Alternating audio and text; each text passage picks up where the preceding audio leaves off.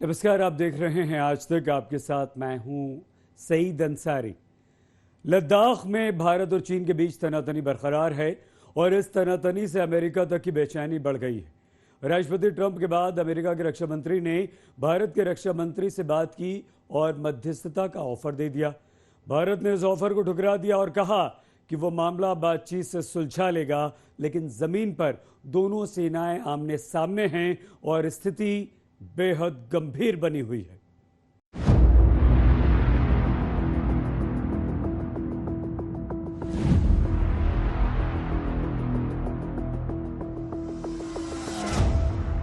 लद्दाख पर भारत और चीन आमने सामने हैं। युद्ध का माहौल बनता दिख रहा है। पूरी दुनिया पल पल बढ़ते तनाव के दबाव में है। न चीन पीछे हटने को तैयार है, न भारत उसे खदेड़े बिना मानने पर राजी है। नियंत्रण रेखा के दोनों तरफ सेना का जमावड़ा बढ़ता जा रहा है। चीन टैंक और आर्टिलरी से धौंस जमाने की फिराक में है, तो भारत ने भी तोपों और वायुसेना की तमाम टुकड़ियों को अलर्ट कर दिया है। इन सब के बीच अमेरिका की बेचैनी भी बढ़ गई है। उसे भी अच्छी तरह मालूम है कि जब दुनिया के दो बेहद शक्तिशाली देश टकराएंगे तो इसका अंजाम क्या होगा। India and China, two countries with 1.4 billion people, two countries with very powerful militaries, and India is not happy and probably China is not happy. दुनिया भर के बड़े बड़े रणनीतिकार भी मान रहे हैं कि इस बार हालात गंभीर हैं। किसी को नहीं मालूम कि भारत चीन की तनातनी के बीच कब कोई चिंगारी किसी बड़ी तबाही को अंजाम दे जाए। India could engage in a physical eviction of these Chinese forces, but that would almost certainly lead to a military skirmish that could have some potential for escalation into major conventional options. So that's not a very attractive prospect as well. But the third and most interesting possibility is that India can play tit for tat. There are various salients along the LAC where India has the tactical advantage and the capacity to occupy territories up to its own claim lines. ऐसे विस्फोटक हालात पर America पल पल नजर रख रहा है। राष्ट्रपति ट्रंप से लेकर अमेरिका के रक्षा मंत्री मार्क एस्पर भारत चीन की तनातनी पर अलर्ट हैं। दोनों देशों के बीच क्या चल रहा है, इसकी बेचैनी में ट्रंप ने तो यहाँ तक कह दिया है कि उनके प्रधानमंत्री मोदी से बात हुई है और उनका मूड खराब है। But I can tell you, I did speak to Prime Minister Modi. He's not in a good mood about what's going on with China. हालांकि भारतीय विदेश मंत्रालय ने ट्रंप के इस बयान को खारिज कर दिया। उसके मुताबिक ट्रंप और पीएम मोदी की आखिरी बातचीत अप्रैल में हुई थी, वो भी तब जब अमेरिका को कोरोना वायरस से लड़ने के लिए भारत से हाइड्रोक्सीक्लोरोक्वीन की जरूरत थी। इसके साथ ही ट्रंप ने भारत और चीन के बीच तनाव कम करने के लिए मध्यस्थता की पेशकश कर दी। I would do that. I would do that if they thought it would help. If I were the mediator or the arbiter, I would do that. So we'll see. Go ahead. हालांकि तीसरे पक्ष की मध्यस्थता को भारत ने पहले ही खारिज कर दिया था। See, as I have told you, we are engaged with the Chinese side to peacefully resolve this issue. Bharat नहीं चाहता कि किसी भी तीसरे पक्ष को इसमें शामिल किया जाए। इसके बावजूद भारत चीन के बीच तनातनी से अमेरिका की आशंका कम नहीं हुई, या कहें कि उसकी दिलचस्पी बनी रही। अमेरिका के रक्षा मंत्री मार्क एस्पर ने रक्षा मंत्री राजनाथ सिंह को फोन घुमाया। विदेश मंत्रालय के मुताबिक राजनाथ सिंह ने मार्क एस्पर को दो टूक बता दिया। भारत और चीन के बीच नियंत्रण रेखा पर विवाद को दूर करने के लिए भारत ने एक मैकेनिज्म बनाया है। कभी कभी इसमें समय लगता है, लेकिन पहले भी हमने सीमा के ऐसे विवादों को द्विपक्षीय बातचीत के जरिए सुलझाया है। भारत ने कभी किसी मामले में किसी तीसरे देश की मध्यस्थता स्वीकार नहीं की है, चाहे सीमा पाकिस्तान से लगने वाली हो या फिर चीन से लगने वाली। डोनाल्ड ट्रंप की मध्यस्थता की पेशकश को चाहे किसी भी नजरिए से देखा जाए, लेकिन इतना तो साफ है कि अमेरिका जैसा महाशक्तिशाली देश इस मामले में पूरी तरीके से भारत के साथ खड़ा है। वैसे मध्यस्थता की पेशकश तो चीन ने भी ठुकरा दी है, लेकिन पहले राष्ट्रपति ट्रंप का और फिर उनके रक्षा मंत्री का भारत के पक्ष में आकर बयान देना यह दिखाता है कि कूटनीति में भारत ने चीन को झटका दे दिया है। रही बात जंगे मैदान की, तो भारतीय सेना डट गई है। चीन को या तो पीछे हटना पड़ेगा या फिर उसे भारतीय सेना की ताकत का अंदाजा हो जाएगा।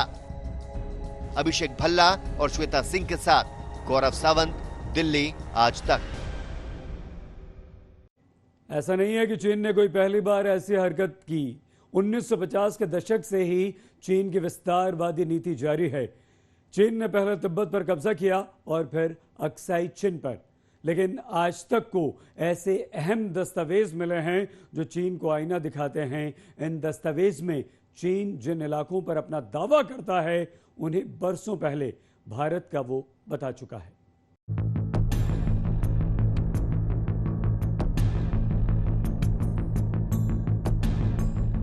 नियंत्रण रेखा पर हरकत कर भारत के सब्र का इम्तिहान लेने वाले चीन को सेना सबक सिखाने के लिए तैयार है, लेकिन साम्राज्यवादी और विस्तारवादी चीन को आज तक आईना दिखाने वाला है। आज तक को ऐसे 3 बेहद अहम और पुख्ता दस्तावेज मिले हैं जिनसे चीन बेनकाब हो जाएगा। ये साफ हो जाएगा कि भारत चीन के बीच लद्दाख में पैदा तनाव की वजह चीन की बुरी नीयत है। और चीन का यह मानचित्र 1919 का अक्साई चिन को भारत का हिस्सा दिखाता है। हालांकि हम उस समय ब्रिटिश इंडिया थे, लेकिन वह भारत का हिस्सा है। चीन ये मान चुका है, लेकिन अब चीन अपनी चाल चल रहा है। चीन की इस चाल को बेनकाब करते ये 3 दस्तावेज हैं जो 1893, 1909 और 1919 के नक्शे हैं। इनमें से 2 नक्शे तो चीनियों ने ही दिए थे। इनमें चीन ने उन तमाम इलाकों को भारत का मान लिया था जिन पर अब वो अपना दावा कर रहा है। और ये 1919 को जाहिर करता है, चाइना से ही बना है और इसमें भी दिखाया गया है कि अक्साई चिन इलाका भारत का है। देखिए, चीन का मानचित्र, चीन में निर्मित मानचित्र जैसा ये बहुत क्लियरली दिखाता है, तिब्बत के उस इलाके को दिखाता है। और चीन का ये मानचित्र 1919 का अक्साई चिन को भारत का हिस्सा दिखाता है। हालांकि हम उस समय ब्रिटिश इंडिया थे, लेकिन वह भारत का हिस्सा है। 1947 में भारत को आजादी मिली। 1950 के दशक में चीन ने अक्साई चीन पर अवैध तरीके से कब्जा जमा लिया। 1960 में भारत चीन के बीच आधिकारिक बातचीत भी हुई थी। भारत ने 2 टूक बताया था कि अक्साई चीन हमेशा से ही भारत का रहा है, लेकिन चीन अपने ही दिए नक्शों से मुकर गया। 1950 के बाद अब 2020 में चीन गलवान घाटी में घुसपैठ की कोशिश कर रहा है, जहां 1962 में युद्ध हुआ था। लेकिन अब 2020 में चीन फिर से चाल चल रहा है। इस बार उसकी बुरी नजर गलवान घाटी पर है। जितनी भी हरकत हुई है अप्रैल और मई 2020 के इलाके के अंदर में, ये पूरी हरकतें हैं LAC, line of actual control में, जो एक टेम्पररी बात है। चाइना की तिब्बत में सबसे पहले हरकत तो 50s में हुई। पूरी दुनिया जानती है कि कैसे 1950 के दशक में चीन ने तिब्बत को रौंदते हुए अपने हिस्से में मिला लिया था। सबसे हैरानी की बात है कि उसकी भूख लगातार बढ़ती चली गई। सीमा निर्धारित न होने के बहाने वो भारत की जमीन को अपना बताता रहा। साल 2000 के बाद से उसने अचानक आक्रामक रुख दिखाना शुरू कर दिया। साल 2000 में पेंगोंग सो झील के पास चीन ने जबरदस्त हरकत की थी। 2013 में देप्सांग में चीन से भारत की 13 दिनों तक तनातनी चली थी। अगले साल 2014 में चूमर में और 2 साल बाद पेंगोंग सो में फिर से चीन ने घुसपैठ की कोशिश की। उसे लगता है कि अगर भारत पीछे हट जाता है तो वो उस जमीन को अपने कब्जे में कर लेगा, और अगर भारत डट जाता है तो वो पीछे हट जाएगा। सोवरेनिटी और टेरिटोरियल इंटीग्रिटी एक बहुत पवित्र सब्जेक्ट है। उसके लिए भारत कभी पीछे नहीं हटेगा और इंडियन सिक्योरिटी फोर्सेस तैयार है, अलर्ट है, प्रिपेयर्ड है और किसी भी चुनौती को सामना करने के लिए तैयार है। यहाँ चीन की एक और चालबाजी समझिए। चीन बहाना बनाता है कि नियंत्रण रेखा तय नहीं और इलाकों को लेकर मतभेद है। इस पर भारत कहता है कि चीन जिन्हें अपना इलाका समझता है उसका नक्शा भारत को दे और भारत उसे अपनी समझ के इलाके वाले नक्शे देगा। लेकिन चालबाज चीन नक्शों की अदला बदली नहीं करता, क्योंकि अगर उसने ऐसा किया तो उसकी चोरी पकड़ी जाएगी। चीन की ऐसी चालबाजी का एक ही इलाज है। ये इलाज भारत कई बार कर चुका है। पिछली बार डोकलाम में भी उसने किया था। 2.5 महीने की तनातनी के दौरान भारत चट्टान की तरह चीन के आगे डटा रहा। आखिरकार चीन को पीछे हटना पड़ा। इस बार लद्दाख में भी भारत की रणनीति कुछ ऐसी ही है। भारत को अपनी ताकत दिखानी होगी, तभी चीन को समझ आएगा कि इस बार भी उसे पीछे हटना पड़ेगा। जब जब भारत ने शक्ति प्रदर्शन किया, तब तक चीन को पीछे हटना पड़ा। एक बात तो साफ है, ऐतिहासिक तौर पर भारत सही है, लेकिन जितना मजबूत भारत होगा उतना ही सशक्त भारत का पूरा रवैया रहेगा, भारत के तथ्य रहेंगे और उतना ही चीन भारत का सम्मान करेगा। शक्ति प्रदर्शन आवश्यक है। कैमरामैन कृपाल सिंह के साथ गौरव सावंत, दिल्ली आज तक। लद्दाख में चीन और भारत की तनातनी देश और दुनिया की चिंता बढ़ा रही है। वहीं स्थिति की गंभीरता का अंदाजा लद्दाख के लोगों की बातों से भी आप लगा सकते हैं। आज तक लगातार ग्राउंड जीरो से आप तक रिपोर्ट्स ला रहा है। ताज़ा रिपोर्ट ये बताती है कि लोगों में युद्ध की आशंका है, लेकिन चीन से निपटने का उनका हौसला बुलंद है।